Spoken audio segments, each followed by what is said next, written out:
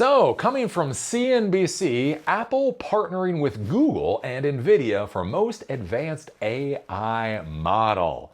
So, I was watching the Worldwide Developer Conference yesterday, and I gotta say, I like the path Apple says they're on. To be clear, I have a first generation HomePod upstairs, and I also try to use Apple Maps back in the day. So whether the path that they actually are on is the path they say they're on, that's a bit of a question there. But at least the roadmap that they're putting out there, I think seems pretty interesting. So one of my big problems with this whole AI revolution, fraud, whatever the hell it is that you want to call it, is that there is so much focus on the AI, the technology itself, and so little focus on the actual product. One of the things, right, if you're going to go out and be a consultant, if you're going to be in the business world, it's important to understand that customers literally do not buy technology. They do not buy a bushel of TCP IPv4, no matter how much you like IPv4. That's just not how it's done, right? Basically, customers have problems. So what they're really paying for is they're paying for solutions and particular products, not technology, but the products itself are the things that will solve their problems. Like for me, I've used Apple computers for a long time now, since 2013. Why? Because I want a computer when I sit down, I can just do the work that I need to do, right? My problem was I had Windows computers and I would sit down to do a live stream, or I would sit down to do something that was time sensitive, and all of a sudden it was into a reboot process and I had to sit there twiddling my thumbs for 45 minutes as my appointment passed me by. That was my problem, right? I get an Apple computer, right?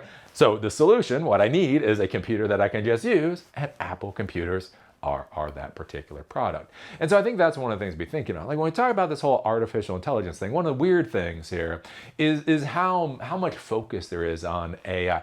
And it's weird because it's not even the AI technology. It's not like everybody's like focusing on, as I've said, RAG or vector databases or any of this other stuff. It's like this weird like AI. Right? OpenAI is the king of AI, and Anthropic is the king of AI, and models. And the people aren't looking for models. They're looking for products. And so what's really interesting here with Apple is when they did their WDC yesterday, is they were showing how they're adding functionality that is being powered by AI technology to the devices that you have purchased from them, right? So you are not really buying AI from Apple.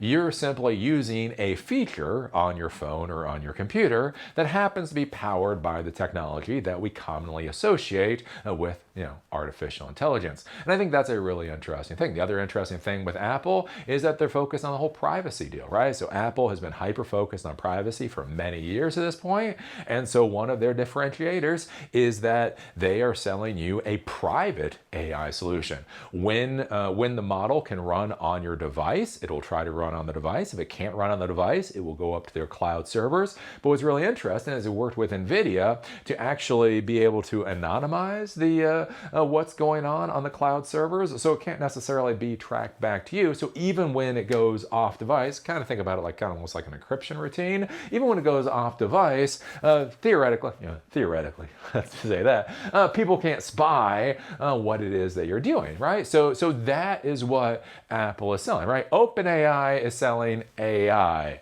Elon Musk is selling, I don't know, AI data centers that are being mass driven off the moon every hour.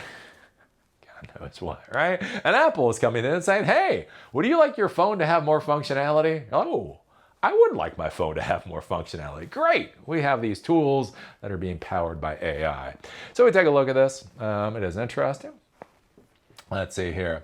Apple on Monday revealed that it's been working on AI at its annual Worldwide Developer Conference. WWDC showed off demos of its redesigned Siri, which can speak back and forth with the user, a major improvement over the previous versions of the assistant. In a demo, Siri was able to check concert dates, set a reminder to buy tickets, and even get directions to pick up a friend on the way to the concert venue.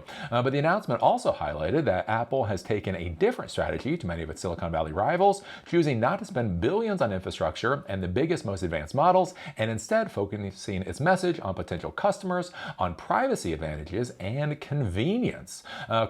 Some appear to be racing forward, seemingly pursuing AI for the sake of AI.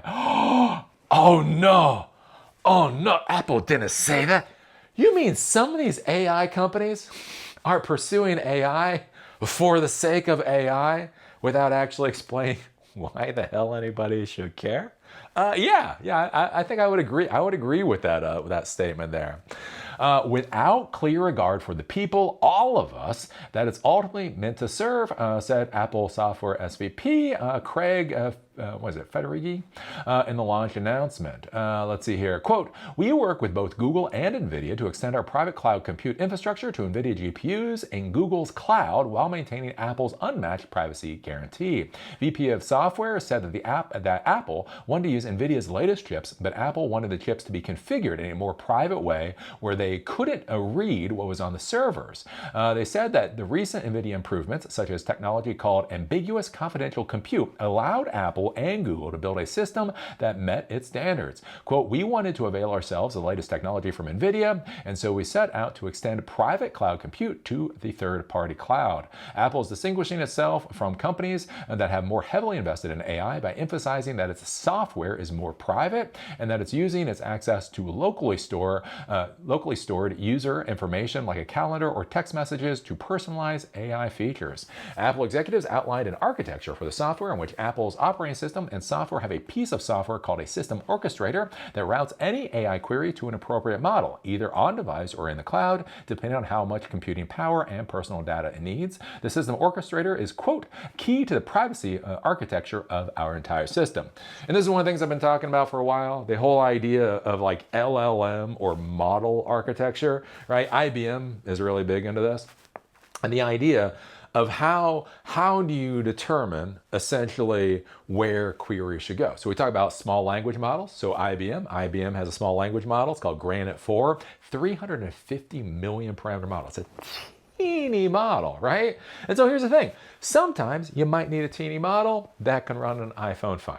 Other times you might need a massive model, and that might need an NVIDIA GPU. And this is where I've been talking about for a long time, the whole concept of architecture, right? When you look at OpenAI, I think one of OpenAI's primary failings as a company from a philosophical standpoint is the idea, and Sam Altman has come out and said this, that he wants OpenAI to be a utility.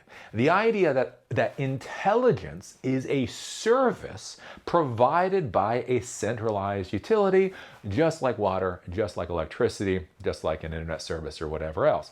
One of the things that I've argued for a long time is just from an architecture standpoint, that doesn't make sense.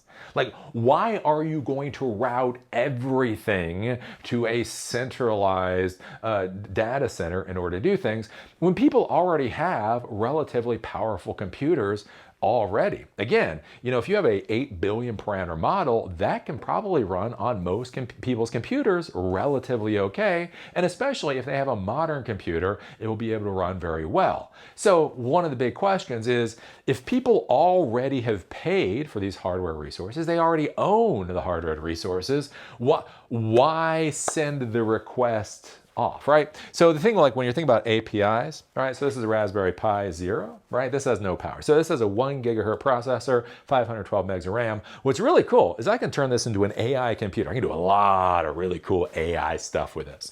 And the reason is because although it has no hardware resources at all, we do these things called API calls. So, right, we can connect to OpenAI's API, Google's API, Anthropic's API. And essentially what happens is the images come in and they get sent to the API, or the voice comes in and gets sent to the API, or whatever comes in and gets sent to the API.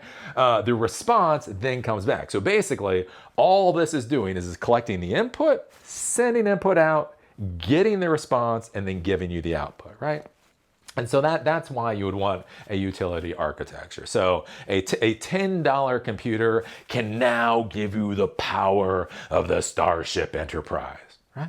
Again, that does make sense from an architecture standpoint for certain things. Here's the deal though. Like right now I'm talking, was this iPhone 18, 17? I don't know, the latest iPhone Pro Max thing. Bought it a couple of months ago. Here's the deal. That's not this. That's not this, right? It's got a very powerful CPU on it. It's got a decent amount of RAM on it. It's got a real solid state drive in there. And so there's just a lot of processing that can simply be done on the phone itself without needing to go up and do that whole API call thing. And so it's interesting to see that we see Apple is going down this route. And this, again, when we talk about OpenAI not being worth $1 trillion, this is one of the things. Google is going right down this route, right? A decentralized artificial intelligence architecture, because that makes sense. Build into Android, build into Chrome, build into other things. We see Apple going down this route, right? It's going to have the Apple intelligence built on the phone, built on the computer, built in these other things. If it has to go off system, it will, but if it can stay on system, it will stay there. And that's where we start getting into this question of how valuable are these data centers at the end of the day? Oh, let's see here. Federici said the Google's technology was used to help build Apple's own models, specifically third generation AFM models for the cloud, announced on Monday, that are designed and tuned to run on Apple's chips. Quote, these 4 models that we just talked about, AFM Core, Core Advanced Cloud, and Cloud Image, all of these are custom built for Apple Silicon, trained using proprietary data with reinforcement learning, and refined using outputs from Gemini Frontier models. So basically that's where they're talking about they created their own models. And again, the idea, you have your hardware, you understand your user base, you understand your use cases, you design the models specifically for what you're trying to accomplish. And so when you look at it, this is where it's really interesting to see with these whole, technology races. And many times you hear about the losers, right? Google is behind, right? Google has fallen so far behind OpenAI. Apple has lost the AI war. And then you see Google come out and they seem to be trouncing OpenAI. And you see Apple come down the pike. And yeah, Apple is not training frontier models, right? They're not spending $100 billion to train frontier models. Why? As I would argue, why? There are already so many models out there. They're using Gemini in order to create their own little thing. So they are using that to specifically train what they're trying to do. But they're not trying to be the next OpenAI. They're not trying to take over the world. They're not trying to be Meta, right? They're not Mark Zuckerberg going through a gosh darn midlife crisis trying to prove why they're still the cool kids on the block, right? They are creating artificial intelligence products. They're creating integrations. They're creating a feature set that is actually valuable to the people that are using the products. And so that's, again, I think that's what's kind of interesting. And as I've argued many times before, I think it's the better route to go down. So what do you think about this? What do you think about Apple focusing on things like privacy for their AI? What do you think about them focusing on when things can be done, on system? It'll be done on system, and when not, then it'll get shipped up to the cloud. But when it gets shipped up to the cloud, supposedly they can't see what's going on. On top of that, what about the fact that they're not really selling AI, they're selling functionality. They're adding functionality to their systems that happen to be powered with these technologies we put under the label of artificial intelligence. If you're a user, or if you in fact are you, how do you feel about that? Does that, is that more interesting than what some of these other companies are doing? I don't know. Put your thoughts down below. If you like these episodes and you want them on Spotify or on Apple Podcasts, there's a link down below. And if you want to follow me on LinkedIn, there's a link down there too. With that, see y'all later.